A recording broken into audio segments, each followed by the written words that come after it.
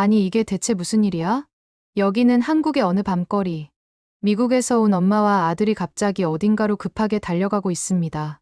이내 앞서 달려가던 아들은 급하게 멈추더니 무언가를 가리키기 시작하는데요. 뒤따라오던 엄마까지 깜짝 놀라는 모습입니다. 대체 이들이 목격한 장면이 뭐였는지 한번 알아보러 가실까요? 구독과 좋아요를 눌러주시면 영상 제작에 큰 힘이 됩니다. 안녕하세요. 저는 레이첼이라고 해요. 지금은 미국에서 남편과 아들 톰, 그리고 렉스까지 넷이서 함께 살고 있답니다. 렉스가 누구냐고요? 렉스는 제가 남편을 만나기 전부터 저와 함께 살았던 소중한 반려견이에요. 제가 힘든 시기를 겪을 때마다 렉스는 항상 제 곁에 와서 위로를 해주곤 했거든요. 그래서 렉스는 저에게 있어 또 하나의 자식 같은 존재랍니다. 그래서 저는 결혼을 할 때 남편에게 반드시 렉스와 함께 살아야 한다는 점을 강조했어요.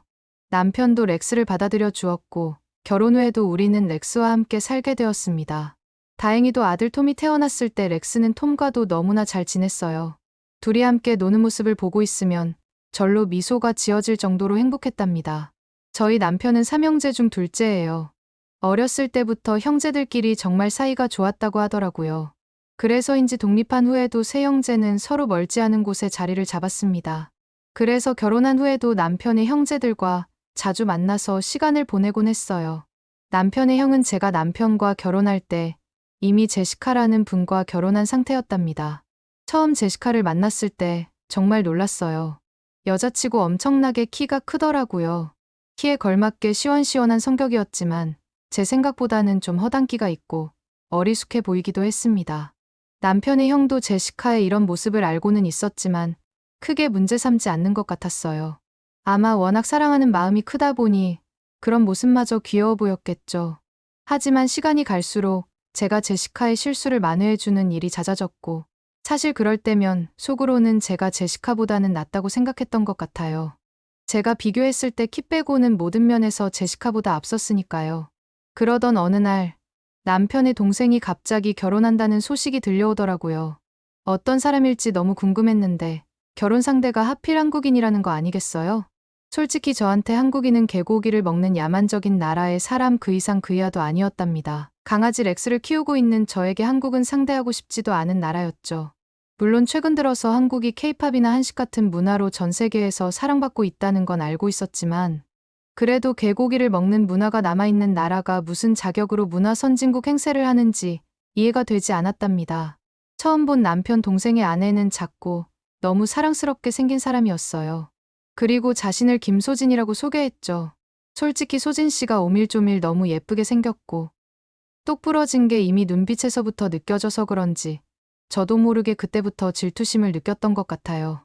소진 씨가 괜히 당황해하는 모습을 꼭 보고 싶더라고요. 그래서 저도 모르게 돌발 질문을 해버리고 말았답니다.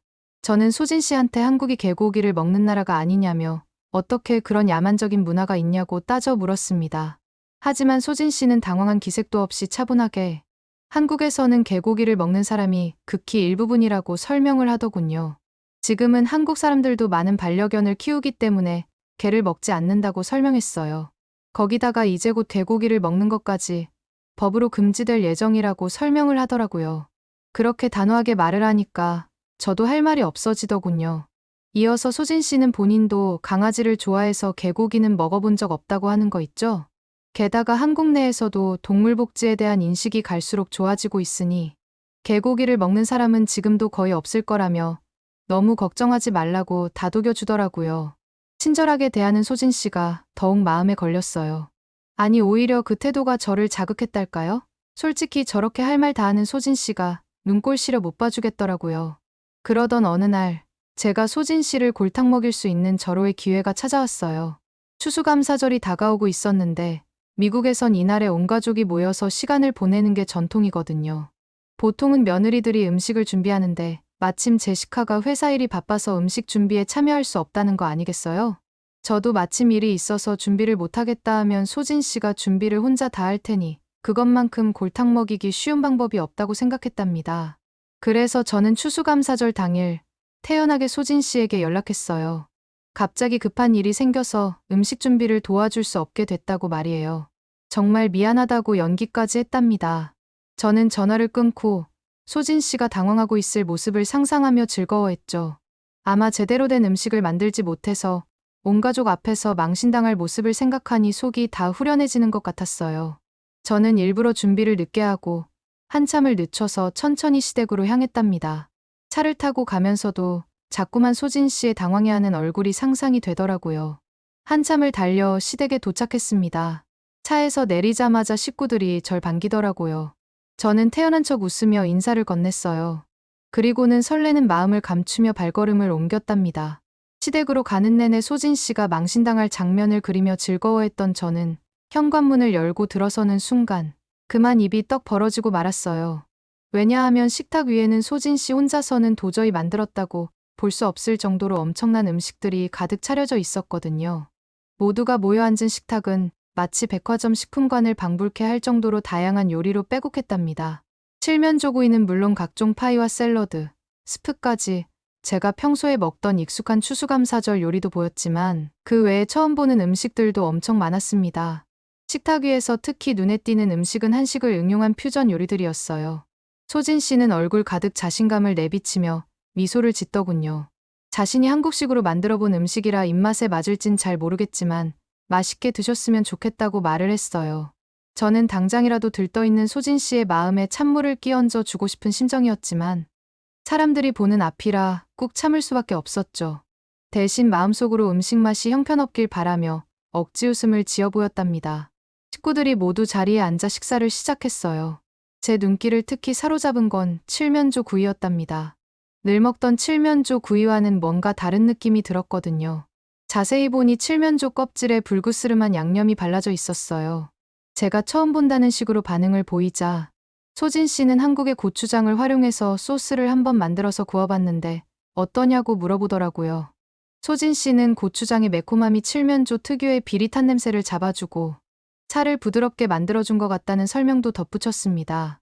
저는 절대 인정할 수 없다는 듯 고개를 저었지만 솔직히 궁금한 마음이 들기 시작했어요. 하지만 자존심 때문에 그런 티는 절대 낼 수 없었답니다. 애써 무심한 척 칠면조 구이를 집어 한 점 베어 물었어요. 그런데 그 순간 제 입에서 절로 탄성이 흘러나왔습니다. 저도 모르게 너무 큰 소리로 감탄사가 나와서 두 손으로 제 입을 제가 모르게 막아버렸다니까요.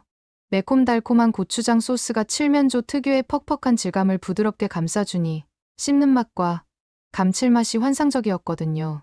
특히 늘 뻑뻑하기 일쑤였던 가슴살이 이렇게 육즙이 풍부해질 수 있다니 새삼 놀라울 따름이었습니다. 손이 자꾸 칠면조구이 쪽으로 향하는 걸 주체할 수가 없더라고요. 소진 씨는 민망해하면서 혼자서 준비한 게 아니라 남편의 동생과 함께 둘이서 준비했다는데 솔직히 평소에 요리와는 담쌓고 산다는 남편의 동생이 제대로 된 도움은 못 줬을 테고 그렇다면 결국 소진 씨 혼자서 음식을 만든 거나 다름없다고 생각하니 이건 실력이 있는 게 아니라 그야말로 요리 천재라는 생각밖에 들지 않더군요. 이런저런 생각이 많이 들었지만 그걸 좀 진정시키고 저는 간신히 말을 이었어요. 칠면조구이를 처음 만든 것 치고는 꽤 먹을만 하지만 그래도 원래 칠면조 레시피대로 만드는 게 더 낫다는 식으로 말이에요. 그 말에 소진 씨의 표정이 살짝 속상해하는 게 보였지만 이내 쓴웃음을 지으며 인정한다는 듯이 고개를 끄덕이더군요. 하지만 이내 제 자존심을 박살내는 사건이 발생하고 말았습니다. 제 아들 톰이 자기는 꽤 먹을만한 정도가 아니라 엄마가 만든 요리들보다 100배, 1000배 맛있다는 거 아니겠어요? 심지어 제가 만든 요리 말고 맨날 이런 요리만 먹고 싶다는 말과 함께 소진 씨의 음식을 극찬을 하더군요. 그것도 엄청나게 큰 소리로 말이에요. 그 얘기를 들은 식구들은 모두 빵 터져서 미친 듯이 웃더라고요. 톰의 말을 시작으로 가족들은 줄줄이 소진 씨에게 요리 솜씨가 대단하다며 도대체 레시피가 어떻게 되냐고 물어봤어요. 남편의 동생도 아내에 대한 자부심이 대단해 보였습니다. 급기야 시아버님까지 칭찬 릴레이에 동참하셨어요. 소진 씨네 부부처럼 인생이라는 힘든 길을 걷는 동안 서로의 단점을 보완하면서 평생 살아가는 게 진짜 부부라는 거예요. 그 말씀에 모두가 박수를 쳐주었습니다. 솔직히 요리 하나 만든 거 가지고 인생 얘기까지 하시는 시아버님이 어이가 없었고 제 자존심은 산산조각이 나고 있었어요. 분명히 소진 씨가 고생은 고생대로 하고 개망신을 당할 거라고 기대했는데 오히려 개망신은 제가 당하고 있었으니까요. 쥐구멍이 있으면 당장이라도 숨어버리고 싶은 심정이더군요. 소진 씨 혼자서는 도저히 골탕을 먹일 수 없겠다는 생각이 든 저는 제시카에게 도움을 청하기로 마음먹었어요. 하지만 제시카는 저와는 다르게 소진 씨를 그다지 나쁘지 않게 생각하는 것 같더군요. 그래서 제시카에게 이간질을 하기 시작했습니다. 예전에 소진 씨가 제 앞에서 제시카를 두고 키가 크니 모델 같고 멋있다고 칭찬했던 일이 떠올랐어요. 저는 그걸 제시카한테 좀 다르게 말을 했죠. 소진 씨가 사실 뒤에서 제시카의 큰 키가 너무 징그럽다고 했다느니 모델은커녕 체격이 농구선수 같다느니 험담을 했다고 전해주었답니다. 제 말을 들은 제시카는 너무 어이가 없는지 황당해하는 표정이었어요. 땅콩처럼 생긴 게 감히 자기를 보고 그딴 소리를 짓거렸냐며 분노에 찬 목소리로 말하더라고요. 저는 그 틈을 놓치지 않고 사실 소진 씨가 그리 마음에 들지 않는데 함께 골탕 좀 먹여주면 어떻겠냐고 물었습니다. 옆에서 호응만 해준다면 모든 걸 제가 알아서 하겠다고 덧붙이며 같이 하자고 꼬드겼어요. 마침 시아버님 생신이 얼마 남지 않은 터라 소진 씨에게 좋은 낚싯대를 선물하는 게 어떻겠냐고 말했습니다. 사실 시아버님은 평생 낚싯대를 잡아보신 적도 없고 골프를 좋아하시는 분이었거든요. 제시카도 호들갑 떨며 아버님께서 요즘 주말마다 낚시를 다니시느라 바쁘신 것 같다고 낚싯대 선물이라면 아주 좋아하실 거라고 거들었어요. 그렇게 시아버님의 생신날이 되었답니다. 그런데 저는 그날 제 눈을 의심할 수밖에 없었어요. 왜냐하면 소진 씨가 건넨 낚싯대를 받아드신 시아버님의 표정을 봤는데 시아버님의 표정이 그 정도로 밝은 건 처음 봤거든요. 마치 어린아이처럼 기뻐하시더군요. 심지어 최근에 낚시를 시작하신 걸 어떻게 알았느냐며 브랜드까지 취향에 딱 맞추어 사왔다고 감탄하시는 거 아니겠어요? 소진 씨가 웃으면서 저와 제시카가 추천해 줬다면서 모두 저희 덕분이라고 하더군요. 소진 씨가 겸손하기까지 한 모습을 봤는데 진짜 사람이 너무 착해서 괜히 더 열받더라고요. 사실은 자기를 골탕 먹이기 위한 방법이었는데 아무것도 모른 채 해맑은 모습이 너무 답답했어요. 이어서 시아버님께서는 저와 제시카가 함께 준비한 골프복을 입어보셨어요. 하지만 시아버님은 옷의 재질 때문에 불편해하셨고 사이즈도 심지어 너무 작아서 그런지 옷이 껴서 너무 불편하다고 하시더라고요. 그리고 아무래도 최근엔 골프를 접었다고 하시면서 선물이 마음에 안 든다고 팍팍 티를 내셨죠. 참나, 시아버님 취미가 그렇게 급격하게 바뀔 줄 누가 알았겠어요? 저희가 괜히 민망해하고 있었는데 그걸 아는지 모르는지 눈치 없는 소진 씨의 선물 공세는 끝나지 않더라고요. 아버님만 챙겨드리고 어머님이 빈손이면 서운해하실 수 있으니 챙겼다면서 프랑스 고급 와인을 품에 안겨주더군요. 시어머님은 화난 얼굴로 어쩜 이렇게 센스가 넘치냐며 소진 씨에 대한 칭찬을 아끼지 않으셨습니다. 이어서 소진 씨는 이번에 좀 여유가 돼서 그러는데 모두 함께 한국 여행을 가는 게 어떻겠냐고 제안하는 게 아니겠어요? 비용은 소진 씨 가족이 전부 된다고 몸만 오면 된다고 하더라고요. 저희도 애초에 여름휴가를 어디로 갈지 고민하던 참이라 한국행을 선뜻 받아들였어요. 비록 한국이 미국보다 못한 나라이고 동남아나 별다를 바 없는 나라지만 공짜로 해외여행을 간다는 건 나쁘지 않았거든요. 그렇게 모두의 일정을 조율해 한국행 비행기에 올랐어요. 꽤 긴 시간을 날아 인천공항에 도착했는데 처음 한국 땅을 밟는 순간 놀라지 않을 수 없었답니다. 한국이 미국보다 훨씬 안 좋은 나라는 맞으니 공항이나 그 주변이 좀 지저분할 거라고 생각했으니까요. 하지만 제 예상과 달리 인천공항은 어마어마하게 컸고 입국 심사대 줄도 자동 출입국 심사대가 있어서 그런지 생각보다 줄이 빨리 빠지고 긴 줄을 서지 않아도 됐어요. 짐을 찾는 것도 생각보다 훨씬 빨랐고 한국 유심을 사지 않았음에도 불구하고 공항 내에서 와이파이가 빵빵하게 터져 바로 미국에 있는 친구들에게 연락할 수 있었습니다. 공항을 벗어나자 막막함이 밀려오더군요. 인원이 이렇게 많은데 어떻게 이동할 수 있을지 짐작조차 가지 않았거든요. 의아한 얼굴로 소진 씨를 쳐다봤지만 제 맘을 아는지 모르는지 소진 씨는 시부모님을 깎듯이 모시며 웃고 있을 뿐 아무 생각이 없어 보였어요. 오히려 이번 여행을 망치고 소진 씨가 개망신을 당하는 게 제 의도였기 때문에 저도 잘 됐다 싶어서 별 신경을 쓰지 않았답니다. 그런데 인천공항을 빠져나오자마자 소진 씨는 엄청 큰 밴 쪽으로 가더니 택시를 2대나 예약해뒀다고 저희에게 설명하는 거 아니겠어요? 순간 이렇게 철저하게 준비할 줄은 몰랐다는 생각에 놀라움을 감출 수가 없었답니다. 궁금해서 혹시 인터넷으로 예약한 거냐고 물어봤더니 소진 씨는 한국에선 앱 하나로 일반 택시든 밴 택시든 쉽게 부를 수 있다고 설명해 주더라고요. 물론 미국에서도 밴 택시가 다니긴 하지만 최소 2주일 전에는 예약해야 하거든요. 그런데 여기선 실시간으로 잡을 수 있다니 도대체 어떤 시스템으로 운영하길래 이런 게 가능한 건지 정말 믿기지가 않았어요. 저희는 그렇게 대기하던 택시에 올라탔고 정말 놀랄 수밖에 없었어요. 왜냐하면 마지막으로 소진 씨가 택시에 올라타자 문이 스르륵 자동으로 닫히더라고요. 거기다가 택시 안은 생각보다 훨씬 널찍하고 안락했답니다. 무엇보다 승차감이 너무 좋아서 믿기지 않더군요. 사실 미국에서는 택시를 잘 타지 않았어요. 왜냐하면 미국에서 택시를 탈 때면 운전기사 아저씨들이 거칠게 몰아서 멀미가 날 때가 한두 번이 아니었거든요. 근데 한국 택시는 기사님께서도 운전을 부드럽게 해주셔서 그런지 졸음이 쏟아져 바로 기절하게 되더라고요. 그렇게 몇 분을 잤는지 모르겠지만 생각보다 빨리 호텔에 도착했어요. 그런데 호텔에 도착하자마자 소진 씨가 택시에서 내려서 가자고 하더군요. 저는 어이가 없어서 왜 택시비도 안 내고 내리냐고 물어보자 소진 씨는 한국에선 보통 택시를 부를 때 미리 계산을 해둔다고 설명해 주더라고요. 저는 그 말이 정말 이해가 안 됐습니다. 미국에선 택시비를 내려면 꼭 카드로 결제해야 하고 심지어 어떤 택시들은 카드를 받지 않는 경우가 많아 현금을 지불해야 돼서 불편했던 적이 많았거든요. 그런데 한국에선 어떻게 번거로움 없이 미리 계산까지 되는 건지 정말 신기하더라고요. 제가 계속 이해가 안 간다는 표정을 짓자 소진 씨가 친절하게 설명해 주었어요. 한국에선 대략적인 거리를 예상해서 택시비를 미리 결제하고 도착 후 실제 요금이 나오면 기존 결제를 취소하고 다시 차액만 재결제한다는 거예요. 정말 체계적으로 돌아가는 시스템에 감탄밖에 나오지 않더라고요. 호텔에 들어서자 소진 씨는 가족끼리 편하게 쉴 수 있도록 방을 여러 개 예약해 놓았다고 했어요. 짐을 풀고 조금 쉬고 나서 5시쯤에 만나기로 약속했죠. 소진 씨는 맛있는 한국 고깃집에 데려가 주겠다며 또 벤택시를 불렀습니다. 사실 한국까지 와서 고깃집이라니 실망스러웠어요. 차라리 한국의 독특한 음식점에 가는 게 나을 것 같았거든요. 미국에서도 스테이크는 얼마든지 먹을 수 있으니까요. 하지만 막상 도착한 고깃집은 생각보다 훨씬 고급스러운 분위기였어요. 직원분들의 친절한 안내를 받아 고깃집 안쪽에 있는 프라이빗한 방으로 들어섰습니다. 자리에 앉자마자 갑자기 얼굴이 화끈거리는 게 느껴졌어요. 도대체 왜 그런가 싶어 주위를 둘러보니 테이블 한가운데 벌겋게 달아오른 숯들이 보이더라고요. 왜 저렇게 뜨거운 게 테이블에 붙어 있는지 궁금했는데 마침 톰이 소진 씨에게 왜 테이블에 이렇게 뜨거운 게 있냐고 묻더군요.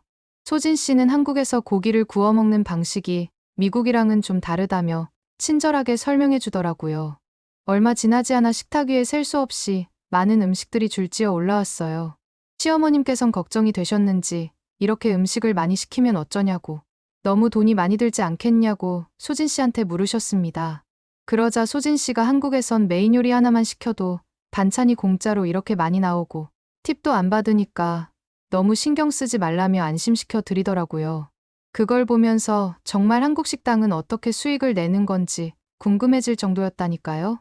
곧이어 직원분들이 들어와 고기를 구워주기 시작했어요. 저는 너무 배가 고팠던 터라 고기가 익어가는 단 1분조차 1년같이 느껴졌답니다.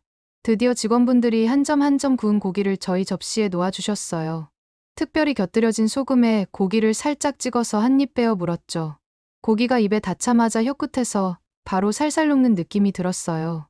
믿을 수 없을 만큼 부드러운 식감에 고소하면서도 육즙이 풍부한 맛까지 감탄하지 않을 수가 없더라고요. 고기를 씹으면서 벽에 붙어있는 가격표를 흘낏 보고 미국 돈으로 계산을 해봤는데 깜짝 놀랄 수밖에 없었어요. 전에 일본에서 먹어본 와규를 먹었을 땐 지금 한우의 반도 안 되는 양인데 가격은 4배나 비쌌었거든요.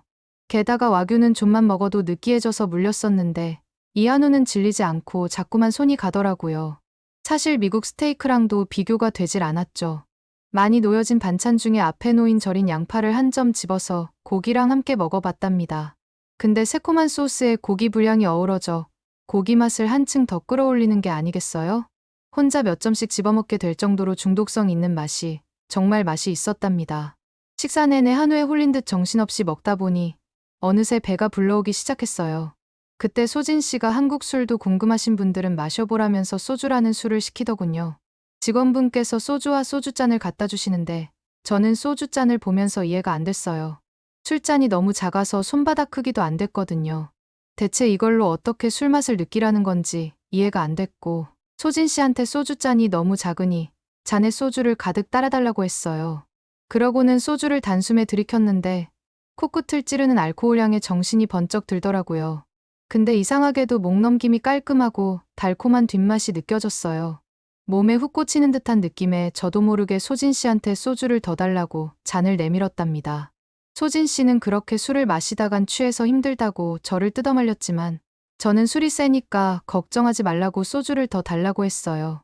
갑자기 정신을 차려봤는데 익숙하지 않은 천장이 보이는 걸로 봐선 호텔방인 것 같았어요. 어리둥절한 표정으로 옆에 있는 남편을 쳐다보니 제가 술에 취해서 이상한 헛소리를 하다가 그대로 잠들었다는 거예요. 저는 헛소리라는 말에 꽂혀 도대체 제가 뭔 말을 했냐고 물어보자 시부모님 앞에서 소진 씨보다 제가 더 이쁘고 똑 부러지지 않냐고 물어보면서 헛소리를 했다고 하더라고요. 너무 부끄러워 얼굴이 화끈거렸습니다. 당장이라도 땅 밑으로 꺼져버리고 싶은 심정이었어요. 너무 민망해 쥐구멍이라도 있으면 숨고 싶은 마음에 괜히 안 민망한 척 옆에서 자고 있는 아들 톰을 쓰다듬었어요. 살며시 톰의 이마에 손을 올렸는데 깜짝 놀랄 수밖에 없었습니다. 톰의 이마에서 열이 펄펄 끓고 있었거든요. 당황한 나머지 아들을 안고 소진 씨 방으로 뛰어갔어요. 제가 울면서 문을 쾅쾅 두드리자 잠에서 깬 듯한 소진 씨가 울고 있는 저를 보더니 깜짝 놀라더니 무슨 일이냐고 물어보더군요. 저는 거의 오열하면서 톰이 너무 아픈데 어떻게 해야 할지 모르겠다고 말했고 소진 씨가 갑자기 제 얘기를 듣더니 핸드폰을 보기 시작하는 거 아니겠어요? 이제 와서 저한테 복수라도 하려는 건가 싶어서 한시가 급한 상황인데 이렇게 핸드폰만 쳐다보고 있을 거냐고 물어보자 갑자기 소진 씨가 저한테 따라오라더군요. 소진 씨를 따라 목적지에 도착한 저는 눈을 의심할 수밖에 없었습니다. 미국이었으면 응급실만 운영할 정도로 늦은 시간이었는데도 응급실이 아닌 소아과가 문을 열고 있었거든요. 덕분에 톰은 바로 진료를 받을 수 있었답니다. 알고 보니 소진 씨도 근처에 야간 진료를 하고 있는 소아과가 있는지 찾아보려고 핸드폰에 지도를 검색하고 있었다고 하더라고요. 의사 선생님은 장시간 비행의 무리한 일정 때문에 톰이 면역력이 급격하게 약해져서 감기에 걸린 거라며 수액을 맞으면 곧 호전될 거라고 말씀해 주셨어요. 하염없이 흐느끼는 저를 보며 소진 씨는 안아주면서 따뜻하게 위로해 주었습니다. 그 모습을 보니 제가 이런 사람한테 어떻게 그렇게 못된 짓을 했나 싶더라고요. 그동안 소진 씨를 오해하고 미워했던 제 자신이 너무 부끄럽고 미안해졌어요. 그래서 용기를 내서 소진 씨의 두 손을 꼭 잡고 그동안의 행동을 사과했습니다. 솔직히 처음 본 날 소진 씨가 너무 사랑스럽고 똑 부러져서 질투했었다고 말을 했어요. 항상 관심을 받아야 하는 건 나인데 시부모님께서든 남편이든 모두 소진 씨만 바라보고 예뻐해서 그게 너무 싫었다고 솔직하게 고백했죠. 그냥 자격지심으로 똘똘 뭉쳐서 버린 짓이라고도 말을 했어요. 그래서 말도 안 되는 개고기로 트집 잡고 질투심에 눈이 멀어 말도 안 되는 걸로 괴롭혔다고 그게 후회된다고 말했습니다. 앞으로는 잘 지내고 싶다고 진심을 담아 사과했어요. 그러자 소진 씨는 솔직히 서운하지 않았다면 거짓말이지만 지금이라도 이렇게 사과해줘서 제게 오히려 고맙다더군요. 정말 그 자리에서 소진 씨는 천사처럼 느껴지더라고요. 수액을 담았고 톰이 정신을 차린 모습을 보니 마음이 바로 놓였어요. 병원비를 계산하려고 카운터에 갔는데 저는 그 자리에서 기겁할 수밖에 없었습니다. 미국 같으면 응급실에서 한밤중에 진료받고 약 처방까지 하면 거의 3,000달러는 가까이 나왔을 텐데 여기선 그 10분의 1도 안 나왔거든요. 저는 소진 씨가 따로 지불한 게 있나 싶어서 혹시나 미리 계산한 거면 병원비까지 계산하지 않아도 된다고 말했더니 소진 씨는 웃으며 미리 지불한 돈은 없고 한국은 원래 의료비가 싸서 그 금액이 나온 거라고 하더라고요. 이렇게 합리적인 가격에 친절한 진료를 받을 수 있다니 한국의 의료 시스템이 정말 잘 갖춰졌다는 생각이 들었어요. 정신없이 병원을 다녀오고 나니 온몸에서 피로가 밀려왔어요. 잠이 쏟아질 것 같아 얼른 잠자리에 들었답니다. 다행히 다음날 아침 톰은 언제 열이 났냐는 듯이 아주 멀쩡했어요. 저희 가족은 한복을 입고 경복궁도 구경을 했습니다. 그리고 저녁에는 소진 씨의 제안으로 한강 산책을 하러 갔답니다. 정말 밤늦은 시간인데도 불구하고 공원에는 사람들로 북적였어요. 특히 강아지를 데리고 산책하는 사람들이 정말 많더라고요. 미국에선 밤에 돌아다니기가 무서워서 해가 지면 외출을 꺼리거든요. 하지만 서울은 밤에도 안전하다는 걸 실감할 수 있었습니다. 근데 갑자기 한강공원을 거닐던 중 톰이 앞으로 달려가는 거 아니겠어요? 톰한테 무슨 일이라도 생길까 싶어서 저도 바로 달려갔답니다. 그러자 톰이 갑자기 멈추더니 바닥에 쓰인 글씨를 가리키며 물었습니다. 소진 씨 말로는 그게 늦은 시간에 공원을 찾은 사람들의 불안감을 덜어주려고 만든 장치라고 하더라고요. 나중에 소진 씨가 찾아줬는데 정확한 이름이 밤길 안전 로고젝터였어요.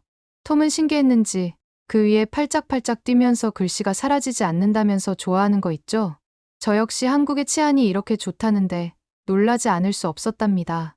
이곳저곳 산책을 하는데 한강바람을 맞으며 속이 다 후련해지는 것 같더라고요. 그때 문득 제시카한테 소진 씨에 대한 오해를 풀어줘야겠다는 생각이 들었어요. 그래서 저는 제시카를 살짝 불러 공원 뒤편으로 이동했죠. 저는 제시카에게 사실은 소진 씨가 제시카를 칭찬했었고 나쁘게 말한 건 제 거짓말이었다고 용서를 구했습니다. 다행히 제시카는 이미 잊었다며 받아주었지만 다시는 그런 행동하지 말라고 단호하게 말하더라고요. 부끄러운 마음에 고개를 끄덕일 수밖에 없었답니다. 그렇게 한국에서의 잊지 못할 추억을 만들고 미국으로 돌아왔어요. 소진 씨 덕분에 가족 모두가 행복한 시간을 보냈습니다. 이제 소진 씨는 저에게 고마운 동생이자 소중한 가족이 되었답니다. 소진 씨한테 미안하다는 마음을 담아서 선물을 하고 싶은데 어떤 선물이 좋을지 추천해 주시면 감사하겠습니다. 오늘의 사연은 어떠셨나요? 오늘의 사연이 마음에 드셨다면 구독과 좋아요를 눌러주세요. 구독과 좋아요는 더 좋은 사연을 소개해 드리는데 큰 힘이 된답니다. 긴 영상 시청해 주셔서 감사합니다. 오늘도 행복한 하루 보내세요.